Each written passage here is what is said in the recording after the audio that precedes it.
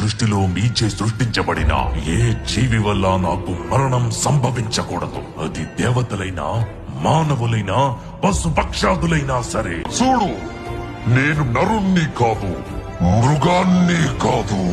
మరణం పగలు గాని రాత్రి గాని. అస్తమిస్తున్న సూర్యుణ్ణి చూడు.